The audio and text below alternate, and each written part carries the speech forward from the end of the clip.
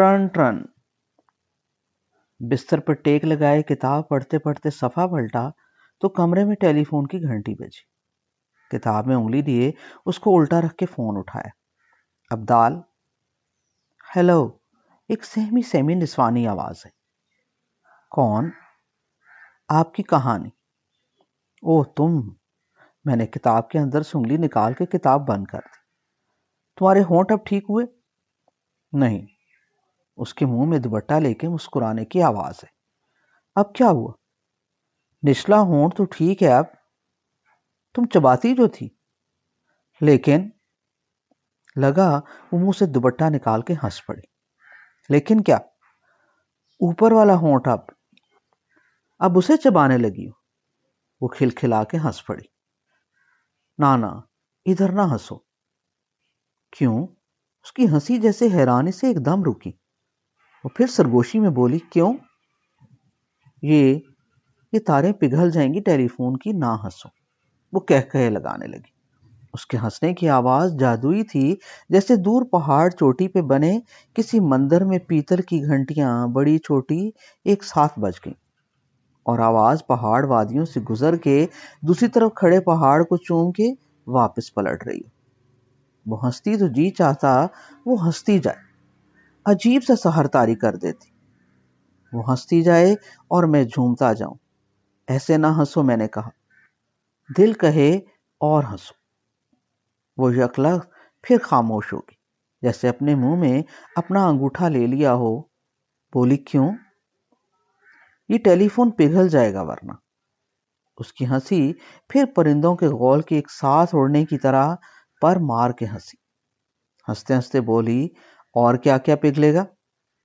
سننے والا کان بھی۔ اس کی ہنسی کے پر پھڑ پھڑائے اور وہ سرگوشی میں ایک لمبا سا سانس دے کر بولی، صرف کان؟ میرے پورے جسم میں ایک عجیب بجلی کی لہر کوندی۔ اس کی لمبی سانس سے لہر سنسنائی، کان کی لو دہک گئی۔ اتنی گرم سانس اس کی، میری زبان کپ کپانے لگی۔ بول زبان کی نوک پہ آ کے پھسلنے لگے۔ کچھ کہا نہ جائے۔ سرگوشی میں بولا، نہ تنگ کرو۔ آپ کیسے تنگ ہوتے؟ وہ لمبے لمبے سانس لینے لگی۔ ہوتا بس، میرے منہ سے خالی پھونکے نکلے۔ آپ جو روز کرتے تنگ، وہ میں نے کب کیا تنگ؟ کب نہیں کیا، جب سے ملی۔ وہ ایک بار تو آئی تو دیکھا آپ کو بہت بار۔ کہاں؟ کئی جگہ پہاڑوں پہ چڑھتے، ہمارے باغ سے ناشپاتیاں توڑتے ندی کے کنارے۔ اور پتہ ہے کہاں؟ کہاں؟ پرسوں بڑی سڑک پہ ووڈ کارونگ ورکشاپ کے پیچھے آلوچوں کے باغ کے بیچ ایک سبز رنگ کا ہٹ ہے نا؟ ہے۔ ادھر اوپر بالکونی میں بیٹھے آپ سگریٹ پی رہے تھے۔ اچھا، گئے تھے نا ادھر؟ ہاں۔ آپ سگریٹ پیتے ہیں؟ ہاں۔ چھوڑ دیں۔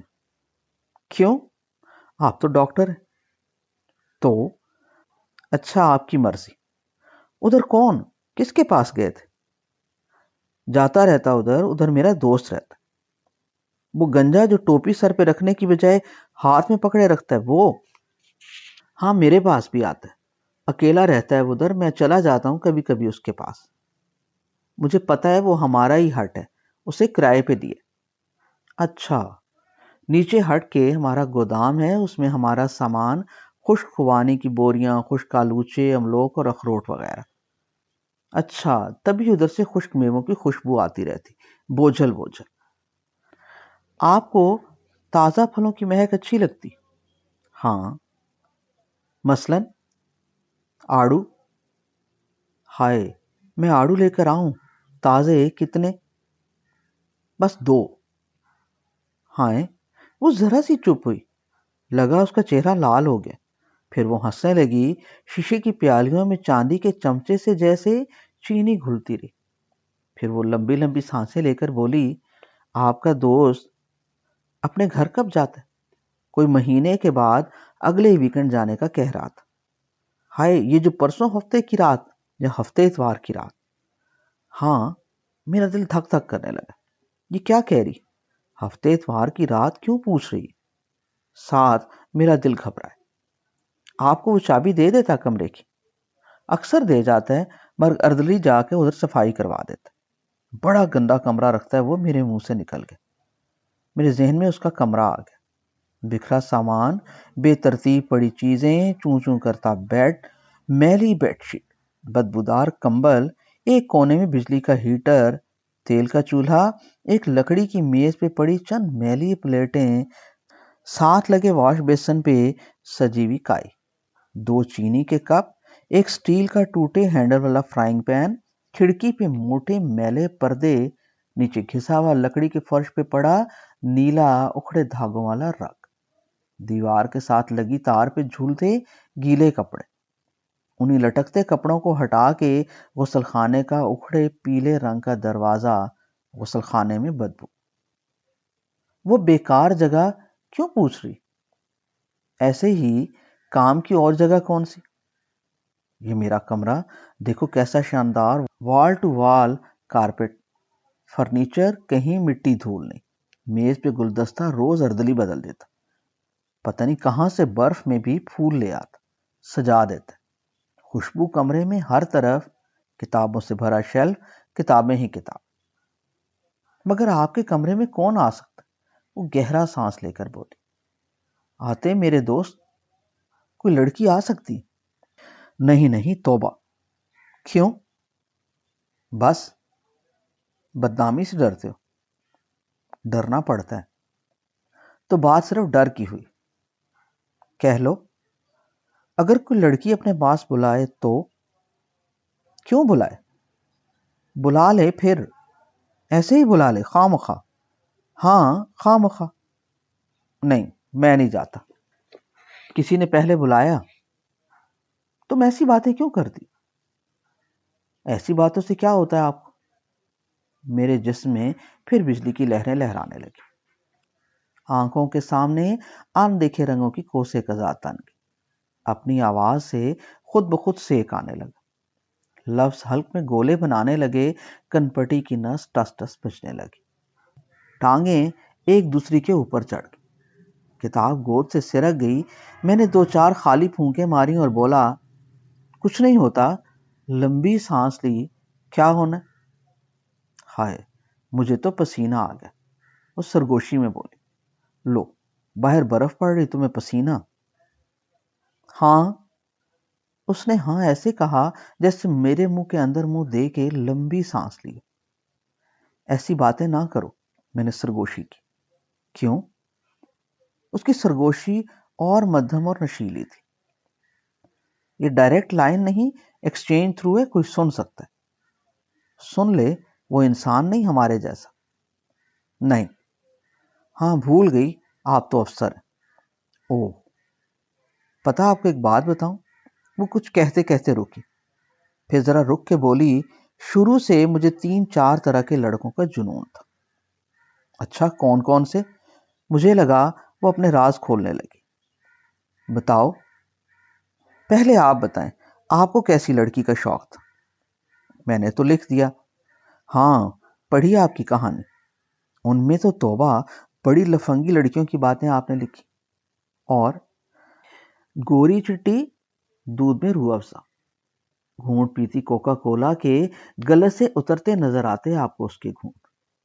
آنکھوں کی آپ نے بہت پرتیں لکھی، میری آنکھیں آپ کو کیسی لگی؟ مجھے اس کی نیلی لی آنکھوں پہ پھڑپھڑاتی سوچتی پلکیں نظر آئیں، اور میں بولا، تمہاری آنکھیں بہت خطرناک، جی بھر کے جسے دیکھتی ہو لگتا ہے بخیے ادھیڑ رہی۔ وہ پھر مسکراہٹ سے تھر تھر آئی، پہاڑ وادی میں اس کی مسکراہٹ اٹھ اٹھ کے اٹھے، لپک لپک کے لپکے، ذرا سی مسکرائے، ہنسے، اور دیر تک اس کی مسکراہٹ گونجتی رہی۔ بولی، اور دودھ میں روح افزا بھی تم میں ملا ہوا، کبھی چٹی سفید دکھتی ہو، کبھی پل میں تیرا چہرہ گلنار بن جاتا ہے، لالو لال ہے نا۔ اس کی مسکراہٹ بتا رہی تھی کہ وہ دودھ میں لال شربت ملا کے چمچ ہلا رہے۔ تم اپنا بتاؤ، تمہیں کون سے 4 لڑکے پسند؟ 4؟ توبہ۔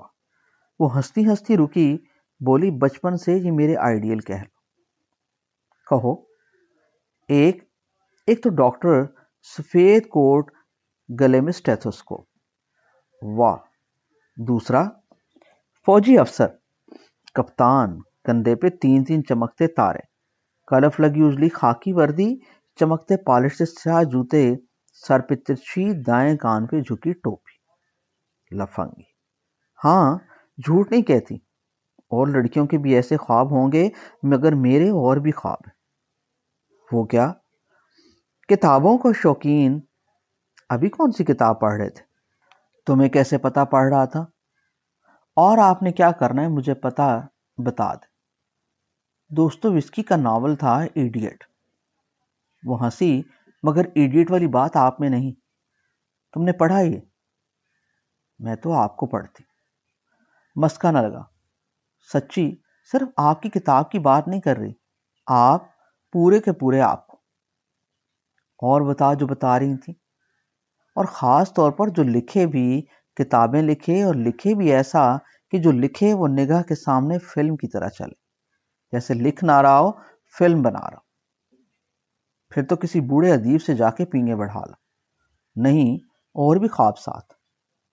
وہ کیا؟ وہ بچوں کی طرح ناشپاتی کے اونچے درخت پہ چڑھ جائے، گلہری کی طرح قطر قطر ناشپاتیاں توڑ کے کھائے، آلوچے کے بوٹے کے نیچے اچھل اچھل کے آلوچے توڑے، کھٹے کھٹے آلوچے کھا کے کھٹا منہ بنا کے گال اندر کھینچ کے ہنسے، پہاڑوں پہ پتلون کی جیبوں میں ہاتھ ڈال کے بھاگ بھاگ کے چڑھے، خشک ندی کے پتھروں پہ اچھل اچھل کے پاؤں رکھ کے چلے، بہتی ندی کنارے جوتے اتار کے پاؤں ٹھنڈے پانی میں ڈال کے چمچے کی طرح ہلائے، اور پرندوں کی تصویریں لیتے ہوئے گھٹنے ٹیک کے جنگلی گلاب کی بیلوں میں کانٹوں کی پرواہ کیے بغیر گھس جائے۔ اور بس کرو اب۔ نہیں سنے اب۔ ہو بھی لمبا، کھلے رنگ کا، چلتے ہوئے بکھرے بالوں کو سر سے جھٹکا دے، اور نیچے والا ہونٹ باہر نکال کے ناک کی طرف پھونک مارے تو اس کے ماتھے پہ بکھرے الجھے بال اڑنے لگے۔ سب اوٹ پٹانگ بول رہی، کبھی ڈاکٹر، کبھی فوجی افسر، ادیب، اور اب آوارہ لفنگا۔ نہ، لفنگا نہ کہیں، چلیں کہہ دیں ہونٹ بھی اس کے لال لال ہوں، آنکھیں ہمیشہ کچھ سوچتی سوچتی بڑی، اور اب بس بھی کرو، آپریٹر کچھ سن لے تو۔ سننے دو بس، جب وہ باتیں کرے، اف، گھاس پھوس کیا، ہرے بھرے درخت میں بھی آگ لگاتے۔ یہ ڈائناسور یاد آ گیا کوئی، میں ہنسا۔ ہاں، کھا جائے پورا ایسا ڈائناسور۔ توبہ، تم لڑکی ہو یا کوئی دوسری مخلوق؟ کوہ کاف کی؟ کوہ کاف کی ہی ہوں۔ ہو نا؟ ہاں۔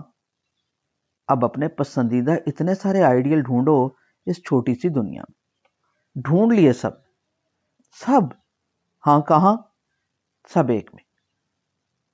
کس میں؟ یہ پوچھتے پوچھتے میرا سانس پھولنے لگا۔ اس نے بہت گہرا ایک سانس لیا، پھر چھوٹے چھوٹے سانس لے کر اپنے سانس متوازن کیے، اور کھٹاک سے بولی، سب آپ ہیں۔ توبہ، جھوٹی، کال لمبی ہوگی، اب آپریٹر سن لے گا۔ خدا حافظ۔ میں نے فون بند کر دیا، اور بند فون پہ سر رکھ کے ایسے سانس لینے لگا جیسے کوئی پہاڑ چڑھ کے آیا۔